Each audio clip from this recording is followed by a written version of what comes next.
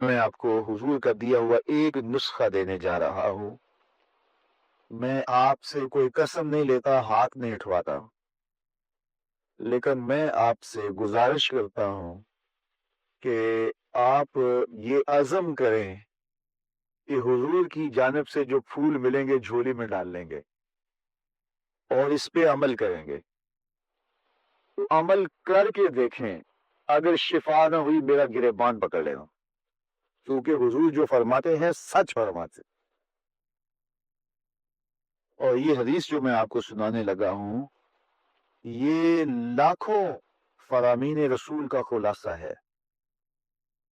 میرے حضور نے ارشاد فرمایا، من حسن اسلام المرء ترکہ ما لا یعنیہ، کسی شخص کے اسلام کا حسن یہ ہے کہ وہ ہر بے مقصد کام کو ترک کر دے، تو پھر اسلام کا حسن اسے نصیب ہوگا۔ ایک تو اس کی جو ہے وہ تشریح علماء کی طرف سے ہے نا، لیکن آج میں اس حدیث کی کسی علمی بحث میں آپ کو نہیں ڈالنا چاہتا۔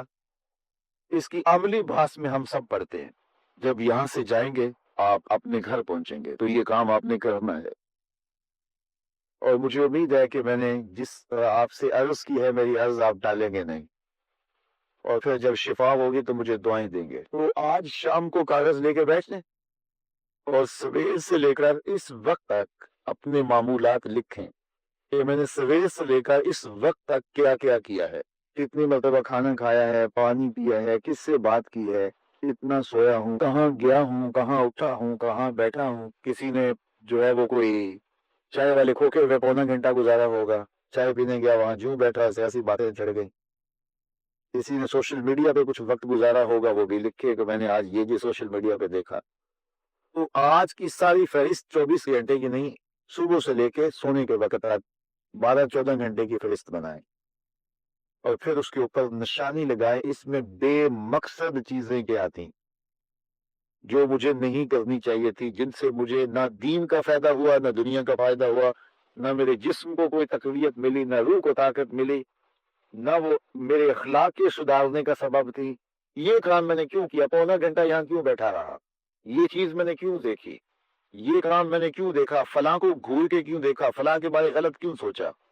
تو آج کی فہرست میں دیکھیں، 6 چیزیں، 5 چیزیں، 4 چیزیں، 2 چیزیں، 10 چیزیں، آپ دیکھیں کہ اس میں لا یعنی ہے، جس میں کوئی فائدہ نہیں تھا، تو آپ ان کو نشان لگا دیں اور یہ عزم کریں کہ کل یہ نہیں کروں گا۔ اگلے دن پھر وہ تو آپ یقیناً نہیں کریں گے جب پکا ارادہ کر چکے ہیں، تو اگلے دن پھر معمول سے دن آپ کا گزرے، تو جب شام کا وقت ہو تو پھر دوبارہ کاغذ قلم لے کے بیٹھ جائیں اور لکھیں آج میں نے کیا کیا کیا۔ آج 8 چیزیں نکلی ہے تو کل کوئی اور نئی چیزیں 5-4 اور آ جائیں گی، تو ان کو بھی کاٹ دیں کہ پرسوں یہ بھی نہیں کرنی۔ صرف 8 دن اگلے پیر تک روزانہ شام کو دن کے معمولات لکھیں اور طے کرتے جائیں کہ یہ ٹھیک میں نے کیا، یہ میں نے غلط کیا ہے، اور یہ لا یعنی تھا، یہ میں نے کل نہیں کرنا۔ 8 دن گزرنے کے بعد جب آپ یہاں اگلے پیر آئیں گے تو آپ کا چہرہ تم تما رہا ہوگا۔ یہ صرف 8 دن کا نسخہ ہے، 8 دن یہ نسخہ استعمال کریں، آپ کو جینے کا مزہ آ جائے گا۔ صبح اٹھیں گے حشاش بشاش، سوئیں گے تو گوڑی نیند آئے گی، نہ دل پر کوئی بوجھ، نہ دماغ پر بوجھ، نہ کوئی ضمیر پہ بوجھ۔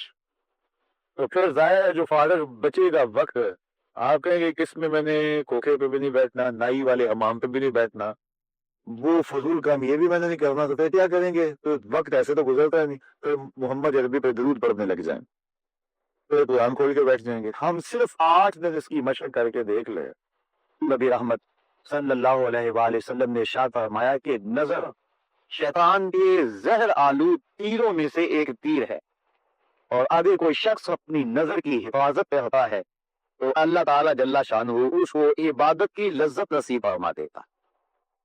اگر کسی شخص کی نظر پاک نہیں رہتی تو اس کو سجدوں کی لذت نصیب نہیں ہو سکتی، اس کو قیام کا لطف نہیں مل سکتا، چاہے وہ سین حرم میں پڑھے یا مسجد نبوی میں پڑھے۔ اور جو شخص اپنی نظر کی حفاظت رکھ دیتا ہے اور اپنی نظر کو ناپاکی سے اور اپنی نظر کو بدی سے محفوظ رکھتا ہے، جب وہ سجدہ کرے گا تو سجدے کی لذت ملے گی، جب رکوع کرے گا تو رکوع کا لطف نصیب ہوگا، جب قیام کرے گا تو قیام کا مزہ نصیب ہوگا، عبادت اور ایمان کی ایک لذت ہوتی ہے جو ایک مومن کو نصیب ہوتی ہے، تو جو شخص اپنی نظر کی حفاظت کرے اللہ تعالیٰ اس کو عبادت کا سرور اور عبادت کی لذت نصیب فرما دیتا ہے۔ اہل ایمان کو اس بات کا حکم دیا گیا، بلکہ حضور نے اپنے عمل سے صحابہ کے سامنے اس کی مثال پیش۔ حجۃ الوداع کے موقع پہ آقا کریم علیہ السلام کی ردیف تھے حضرت فضل بن عباس رضی اللہ تعالی عنہ، حضرت عبداللہ ابن عباس رضی اللہ تعالی عنہ کے بھائی اور حضور کے چچے آزاد بھائی، حضرت عباس بن عبد المطلب رضی اللہ تعالی عنہما کے فرزند ارجمند، اور یہ تھے بڑے خوبصورت۔ حضور علیہ السلام کے ساتھ سواری کے اوپر تشریف فرما تھے، تو ایک قبیلے کی ایک خوبصورت عورت حضور سے مسئلہ پوچھنے کے لیے آگے بڑھی، تو حضرت فضل بن عباس کی نظر پڑ گئی، بلکہ ان کے چہرے پر نظر جم گئی، تو آقا کریم علیہ السلام اسی عالم کے اندر پیچھے پلٹ کر دیکھا اور اپنے ہاتھ سے حضرت فضل بن عباس کی ٹھوڑی کو پکڑا اور پکڑ کے دوسری سمت کر لیا، اور لوگوں کے سامنے اس مثال کو رکھا کہ کوئی جتنا مرضی متقی اور معتبر کیوں نہ ہو، وہ نظر کی حفاظت کرے، جس کی نظر پاک رہے گی اس کو باقی معاملات کے اندر خیر رہے گی، کیونکہ سب سے پہلے نظر بھٹکتی ہے، جب نظر بھٹکتی ہے تو خیال بہکتے ہیں، جب خیال بہکتے ہیں تو پھر انسان زنا کی طرف راغب ہوتا ہے، اس لیے اسلام نے دوائی زنا سے ہی روک دیا، اس لیے کہا سب سے پہلے تم اپنی نظر کی حفاظت کا۔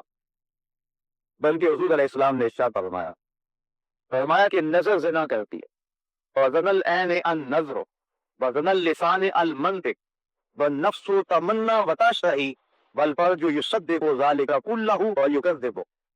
فرمایا کہ انسان کی نظر کا زنا یہ ہے، آنکھ کا زنا یہ ہے کہ آدمی دیکھے کسی کو، اور فرمایا زبان کا زنا یہ ہے کہ بات کرے،